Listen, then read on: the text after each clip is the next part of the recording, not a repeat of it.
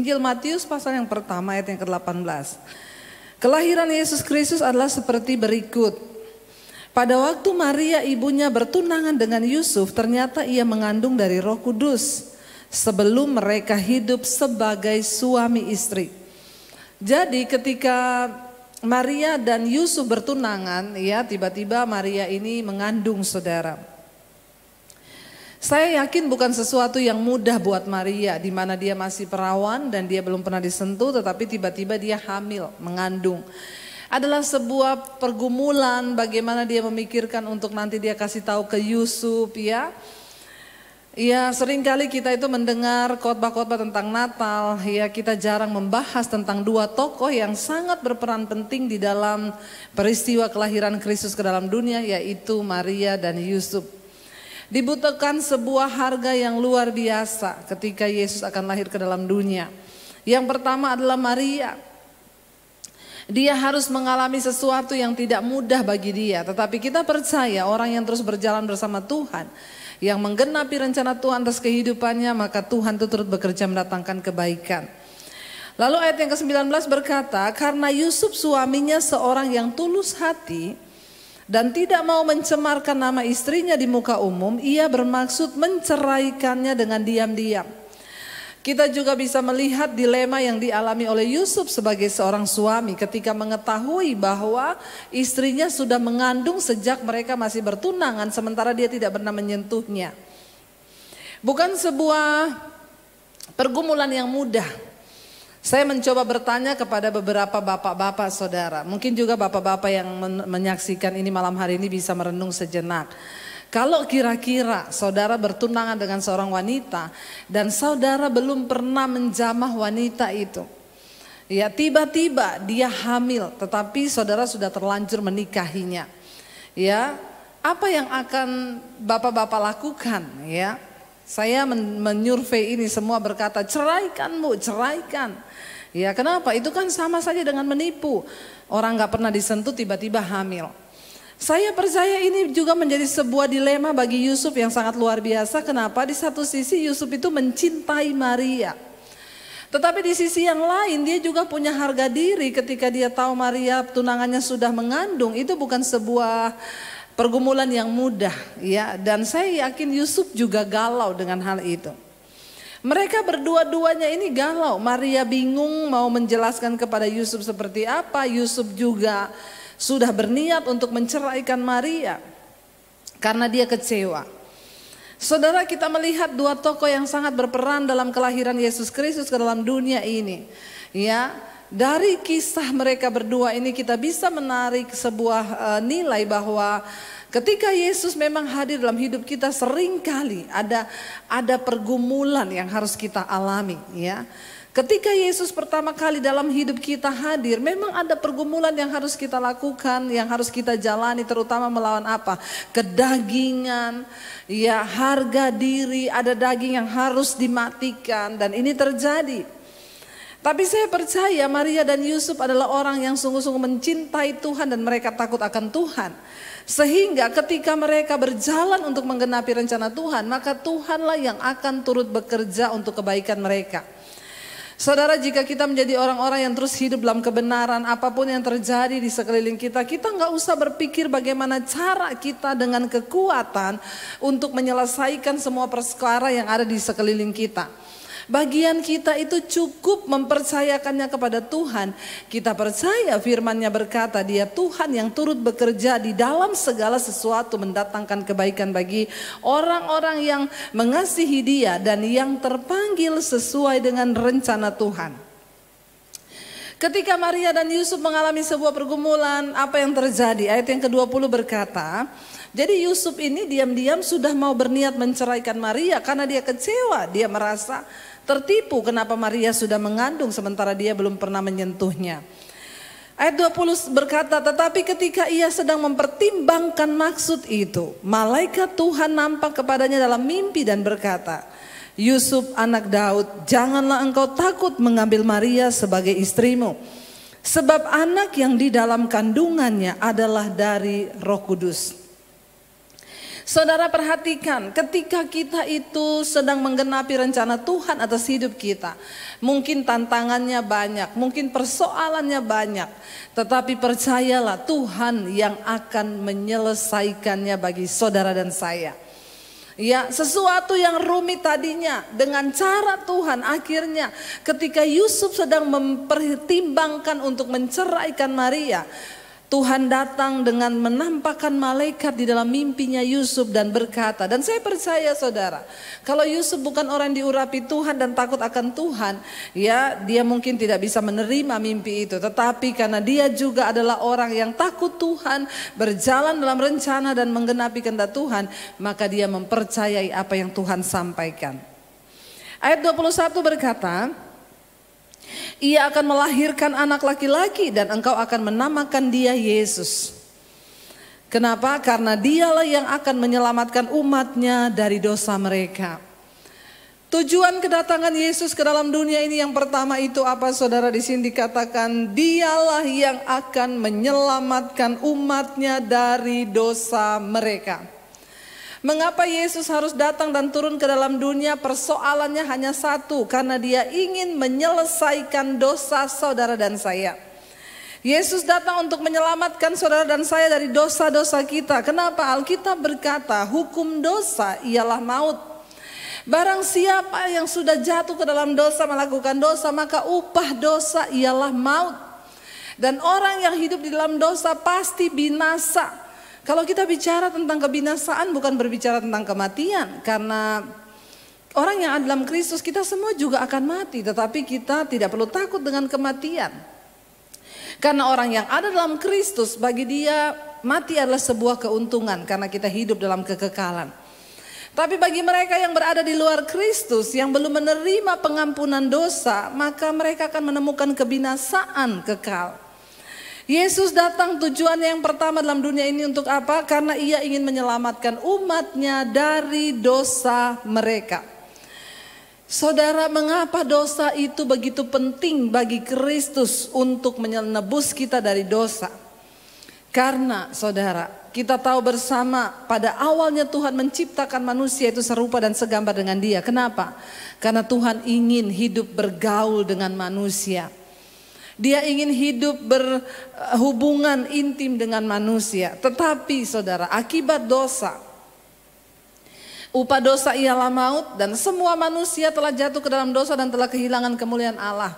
Karena itu hubungan manusia dengan Tuhan terpisah. Sejak Adam dan Hawa melakukan dosa di Taman Eden, akhirnya mereka jauh dari Tuhan, terpisah dari Allah. Tetapi Tuhan itu Tuhan yang selalu rindu untuk terus mendekatkan dirinya dengan manusia. Ya, dan Tuhan harus datang ke dalam dunia untuk menyelamatkan kita dari dosa kita. Kenapa saudara? Karena dosa itu ialah satu-satunya hal yang dapat merusak hubungan manusia dengan Tuhan ialah dosa. Dosalah yang telah menghancurkan hubungan Tuhan dengan manusia. Dosalah yang telah menghancurkan ciptaan dan gambar Allah yang sempurna dalam hidup manusia. Karena itu Yesus perlu turun ke dalam dunia. Untuk apa? Untuk menyelamatkan saudara dan saya dari dosa-dosa kita. Waktu kita mengerti kebenaran ini, mari kita mulai berpikir saudara. Mari kita mulai menanggapi dan meresponi pesan Natal hari ini. Untuk apa Yesus Kristus datang ke dalam dunia? Untuk menyelamatkan saudara dan saya dari dosa. Untuk membereskan semua upah dosa atas hidup kita. Yesus datang untuk membebaskan kita dari setiap ikatan dosa kita. Supaya apa? Supaya hubungan kita dengan Tuhan yang tadinya terputus bisa kembali diperdamaikan. Yang pertama makna Natal adalah Yesus datang untuk membereskan dosa saudara dan saya. Karena itu saudara, mari, kalau Tuhan masih memberikan kita kesempatan hidup sampai di penghujung tahun ini, bahkan tinggal beberapa hari lagi kita akan segera memasuki tahun yang baru. Mari kita berdoa saudara supaya benar-benar Tuhan membereskan dan melepaskan kita dari semua ikatan dosa kita. Biarlah kita mau sungguh-sungguh berdoa, biarlah kita mau sungguh-sungguh berserah dan meminta kepada Tuhan agar kita dilepaskan, agar kita dimerdekakan. Kenapa saudara? Tuhan tahu Manusia yang terus hidup terikat di dalam dosa, dia tidak akan pernah mungkin bisa mengalami yang namanya damai sejahtera. Dosa merusak hubungan kita dengan Tuhan. Dosa juga menjadi pencabut damai sejahtera nomor 1 dalam hidup manusia.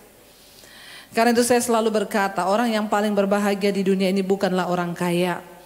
Orang yang paling berbahagia di dunia ini bukan orang yang sukses secara duniawi. Tapi orang yang paling berbahagia di dunia ini adalah orang yang telah diperdamaikan dengan Tuhan. Yang hidupnya dibebaskan dari semua ikatan dosa. Dia hidup di dalam damai sejahtera dengan Tuhan. Bukankah itu yang kita butuhkan hari-hari ini, saudara? Kita membutuhkan damai sejahtera yang melampaui segala akal. Terutama di masa-masa goncangan seperti ini. Kita membutuhkan Tuhan, membutuhkan damai sejahteranya lebih dari segala-galanya.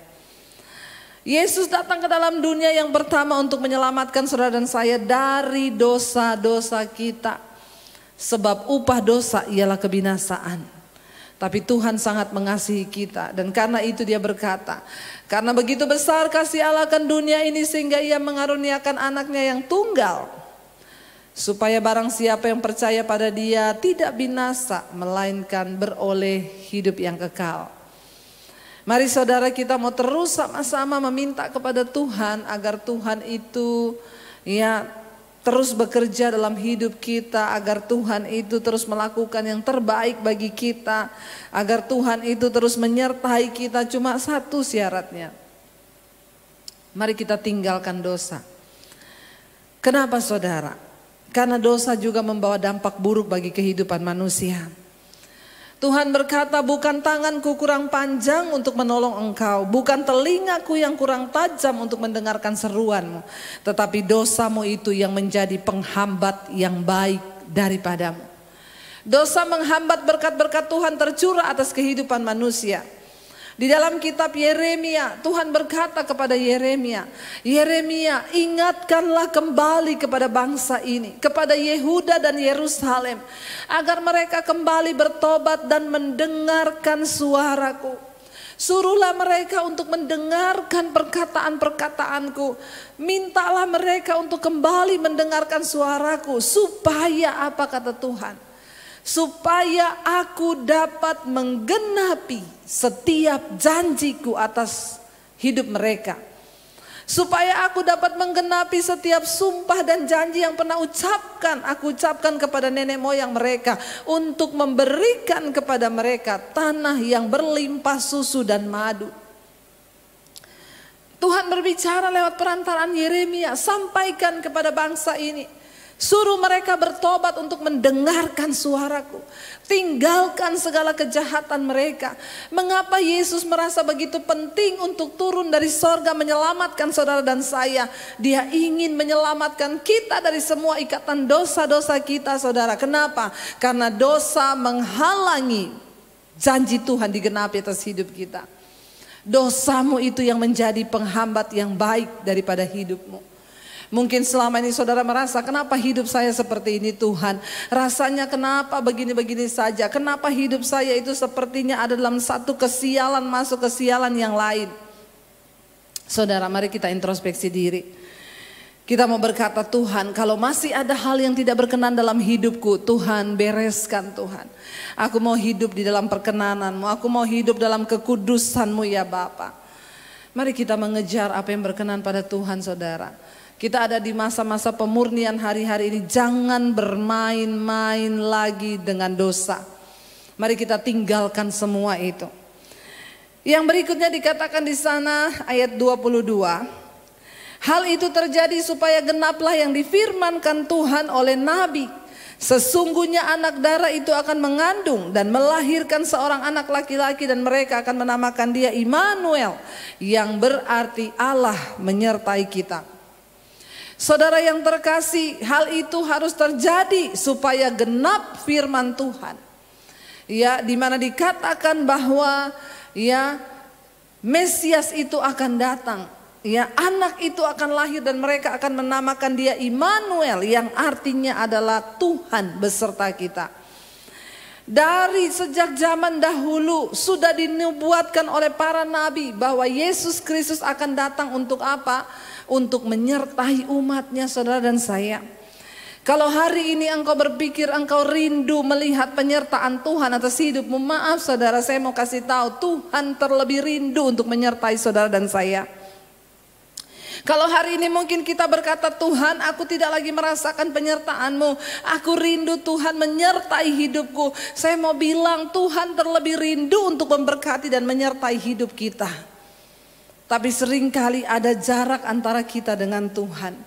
Hari-hari ini tidak ada lain yang kita butuhkan selain penyertaan Tuhan. Penyertaan Tuhan itu berbicara tentang mujizatnya, tentang berkatnya, tentang perlindungannya, tentang semua yang kita butuhkan di hidup ini. Dan Yesus datang untuk menyertai kita. Engkau akan dinamakan, dia akan dinamakan Immanuel, yang artinya Allah beserta kita. Saudara, ketika Tuhan beserta dengan kita, maka dia Tuhan yang akan melakukan segala hal bahkan yang tidak masuk akal. Berapa waktu yang lalu ada seorang ibu yang bersaksi kepada saya. Dia berkata, Bu Debbie, terima kasih. Ya, saya selama mulai pandemi terjadi di Indonesia, saya mengikuti channel YouTube Ibu dan saya mendengarkan khotbah-khotbah Ibu. Dan saya selalu setia mengikuti mesbah doa malam. Setelah pandemi terjadi, Bu, jujur pendapatan kami menurun, padahal saya harus membayar tagihan, cicilan dan lain sebagainya, kebutuhan sekolah dan semuanya. Ketika pandemi pertama terjadi, gaji suami saya dipotong dari perusahaan 30%, berikutnya lagi dipotong 50%. Sebelum dipotong aja udah kurang, Bu, apalagi dipotong semakin berkurang. Kami tidak tahu harus melakukan apa, Bu. Saya selalu pengen telepon ibu, tapi ibu selalu berkata, jangan telepon pendeta, jangan cari pendeta, cari Tuhan secara pribadi. Saya percaya ini adalah waktu-waktunya umat Tuhan mencari Tuhan secara pribadi. Jangan taruh imanmu kepada pendeta, taruh imanmu kepada Tuhan. Sebab tidak ada pendeta hebat yang bisa membuat saudara keluar dari persoalanmu, hanya Tuhan yang hebat dengan imanmu yang hebat. Dia berkata akhirnya dia memutuskan untuk mencari Tuhan. Maka dia berkata, Bu, saya tadinya tidak pernah berpuasa. Saya mulai belajar untuk berpuasa. Saya mulai belajar untuk mencari Tuhan dan mencari perkenanan Tuhan. Saya berlutut di kaki Tuhan, saya bilang, Tuhan, saya minta ampun, Tuhan ampuni kami. Kalau selama ini kami hanya mengandalkan kekuatan kami mengandalkan keuangan kami. Tapi saat ini Tuhan, hanya Engkaulah sumber segala harapan dan yang kami andalkan. Kami bertobat Tuhan. Dan dia berkata, saudara, Tuhan, sekalipun Engkau tidak tolong aku, sekalipun Engkau tidak mendengarkan doaku, aku akan tetap menyembah Engkau Tuhan yang hidup.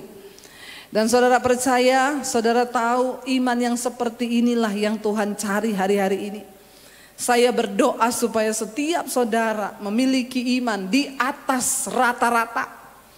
Kita tidak bisa memiliki iman yang rata-rata seperti kebanyakan orang hari-hari ini. Kita harus punya iman di atas rata-rata, artinya apa? Kejar perkenanan Tuhan.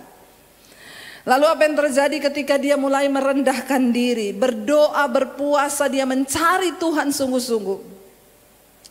Tiba-tiba saudara, ada satu orang temannya yang datang kepada dia. Cara Tuhan itu selalu datang dengan tiba-tiba. Sesuatu yang di luar nalar pikiran manusia. Bahkan apa yang tidak pernah engkau pikirkan, tidak pernah timbul dalam hati, tidak pernah engkau lihat dengan matamu, itu yang Tuhan sediakan bagi setiap orang yang mau mencari dia. Dia bilang tiba-tiba ada temannya datang, temannya bilang, Bu, mau gak kita usaha yuk? Usaha apa? Kita beli ayam hidup, Bu. Lalu kita potong, kita jual. Modalnya berapa? 15 juta. Akhirnya mereka membeli ayam hidup. Ibu itu bilang, saya tanya keuntungannya berapa? 1 kilo ayam untungnya 1.000 rupiah. Itu dibagi 2, 500. Saudara, kita dengar kayak begitu mungkin kita ketawa ya. Hah, untung 1.000 dibagi 2, 500, kapan kayanya? Tapi Tuhan sanggup melipat gandakan yang kecil menjadi besar. Mereka melibatkan Tuhan. Dan kali ini benar-benar usaha itu dimulai dengan iman yang melibatkan Tuhan dan tidak mengandalkan kekuatan. Hari pertama mereka bisa menjual 700 kilo ayam. Berarti keuntungannya 700.000 dibagi 2. Jadi berapa? 350 satu hari. Hari kedua mereka menjual 800 kilo. Naik jadi 400.000 keuntungan. Dalam waktu 2 minggu mereka mulai menjual 1 ton. 2 ton, bahkan 5 ton. Sekarang ada pemesan yang itu rutin setiap minggu pesan 1 ton. Saudara tahu, dia bilang, ibu, dalam waktu hanya beberapa waktu saja omsetnya menjadi 500 juta.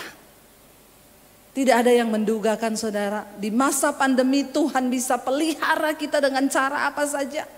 Tapi ini hanya terjadi bagi orang-orang yang mau masuk dalam dimensinya Tuhan dan menaikkan standar iman mereka. Yang tadinya tidak pernah berpuasa, mulai berpuasa. Saya mau bilang kepada semua saudara orang Kristen, terutama para pelayan-pelayan Tuhan, cari Tuhan sungguh-sungguh, amin. Jangan merasa kita sudah melayani, tapi imanmu hanya biasa-biasa saja. Tuhan cari orang yang standar imannya mau di-upgrade, saudara. Sebab Tuhan tidak bisa bekerja kalau standar imanmu hanya biasa-biasa saja. Ayo bayar harga, cari Tuhan, rendahkan diri di bawah kakinya. Bahkan apa, saudara? Mulai lakukan apa yang bahkan engkau tidak pernah lakukan, berpuasa. Di masa-masa seperti ini saya yakin ini adalah masa pemurnian. Semua akan dimurnikan, mulai dari hamba Tuhan, gereja, pendeta, pelayan Tuhan, kita semua harus dimurnikan. Dan pada akhirnya hanya orang-orang yang terus berpegang dan mengharapkan Tuhanlah yang akan melihat pembelaan Tuhan. Keadaan di sekeliling kita bukanlah sesuatu yang menentukan nilai hidup kita. Firman Tuhanlah yang menentukan nilai hidup kita. Sekarang pilihan ada di tangan saudara. Apakah engkau mau santai dengan imanmu, atau engkau mau mengejar Tuhan? Atau engkau mau mencari perkenanan itu, atau engkau mau sungguh-sungguh bayar harga, rendahkan diri di bawah kaki Tuhan. Saya telah banyak mendengar kesaksian orang-orang yang mau sungguh-sungguh mencari Tuhan hari-hari ini.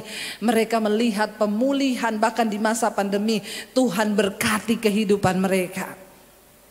Tuhan akan menyatakan perbedaan loh antara orang yang sungguh-sungguh mencari Dia dengan orang yang tidak sungguh-sungguh mencari Dia.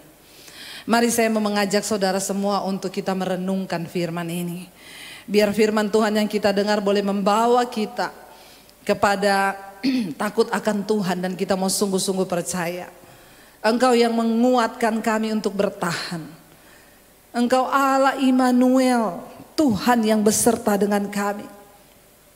Kami percaya Tuhan, tidak ada perkara yang mustahil bagi Engkau. Engkau sanggup melakukan bahkan yang tidak pernah kami pikirkan.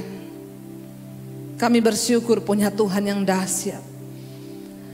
Kau kuatkan aku bertahan, Kau harapan dalam kesesakan. Kau buktikan kesetiaan-Mu Tuhan. Engkau Allah Immanuel. Kau kuatkan aku bertahan, Kau harapan dalam kesesakan. Kau buktikan kesetiaan-Mu Tuhan. Engkau Allah Immanuel. Kau kuatkan, Engkau kuatkan dalam kesesakan. Kau buktikan kesetiaan-Mu Tuhan. Engkau Allah Immanuel. Angkat tanganmu. Immanuel, Immanuel, Engkau besertaku. Immanuel,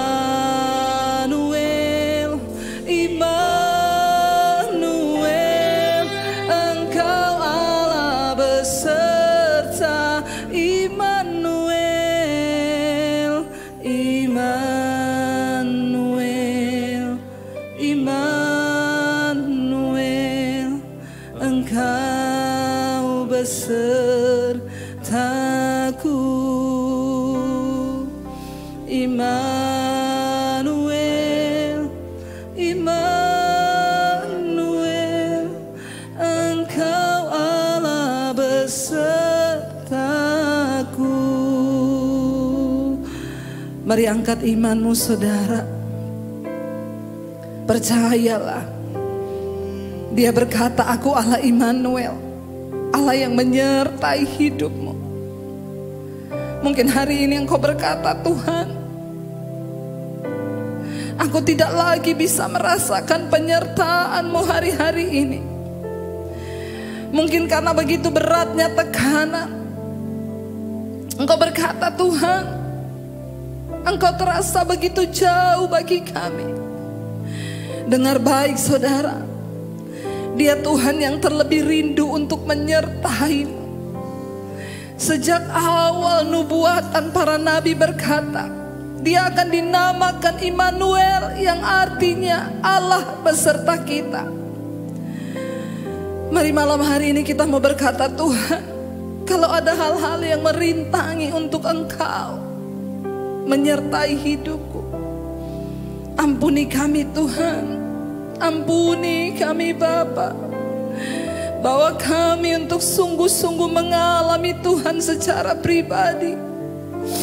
Bawa kami untuk sungguh-sungguh mengenal jalan-jalan-Mu. Bawa kami untuk sungguh-sungguh mengerti bahwa Natal itu adalah Engkau datang ke dalam dunia untuk menyertai kami umat, membereskan kami dari ikatan-ikatan dosa, memutuskan upah dosa, yaitu maut atas hidup kami. Terima kasih Bapa. Hamba berdoa untuk setiap mereka yang mengikuti ibadah ini. Tuhan, Engkau menyatakan penyertaan-Mu secara sempurna. Sertai umat-Mu yang mau sungguh-sungguh berbalik dan mencari Engkau, merendahkan diri, membayar harga untuk sungguh-sungguh mengejar perkenanan-Mu. Kami tahu tidak ada perkara yang mustahil bagi Tuhan. Engkau sanggup melakukan segala sesuatu. Terima kasih buat malam hari ini Tuhan. Kami percaya yang sakit sudah disembuhkan, yang berbeban berat Engkau berikan kelegaan. Bahkan yang mengalami jalan buntu, Tuhan bukakan jalan. Engkau sanggup melakukannya bagi kami, sebab kami punya Tuhan yang besar. Terima kasih Bapa. Bahkan malam ini kami terus melepaskan berkat bagi bangsa Indonesia. Shalom buat Indonesia, lawatan Tuhan terjadi bagi bangsa ini. Ampuni bangsa kami, biar damai Natal boleh dialami oleh bangsa kami. Hujan pertobatan-Mu tercurah buat bangsa ini. Jauhkan bangsa kami dari kerusuhan, kekacauan. Kami tolak, patahkan, hancurkan dalam nama Yesus. Berkati Bapa, biar kami mau sungguh-sungguh mencari Tuhan hari demi hari. Terima kasih buat segala anugerah berkat-Mu atas hidup kami. Bahkan malam hari ini mari kita membuka hati dan tangan kita untuk menerima berkat yang daripada Tuhan. Diberkatilah engkau dalam kehidupanmu, diberkatilah rumah tanggamu, diberkati kesehatanmu, diberkati pekerjaanmu, diberkati keuanganmu. Tuhan mencukupkan semua yang kau butuhkan, bahkan engkau menjadi tanda bagi kemuliaannya dan hidupmu menjadi berkat bagi banyak orang. Terimalah kiranya berkat dari Allah Bapa, cinta kasih Tuhan Yesus Kristus, penyertaan manis Allah Roh Kudus menyertai hidupmu mulai dari hari ini bahkan sampai kali yang kedua Tuhan Yesus datang menjemput kita. Namamu tercatat di dalam kitab kehidupan. Dalam nama Tuhan Yesus Kristus yang percaya diberkati, katakan bersama amin. Amin. Tuhan Yesus memberkati. Shalom. Kau kuatkan aku bertahan, Kau harapan dalam kesesakan, Kau buktikan kesetiaan-Mu Tuhan, Engkau Allah Immanuel. Jika Anda diberkati dengan channel saya, jangan lupa tekan tombol subscribe, dan jangan lupa like, share, dan komen, dan jangan lupa untuk mengklik tombol lonceng di bawah ini supaya Anda mendapatkan pemberitahuan setiap kali saya mengupload video-video yang baru. Jangan takut karena gratis. Tuhan memberkati. Ku percaya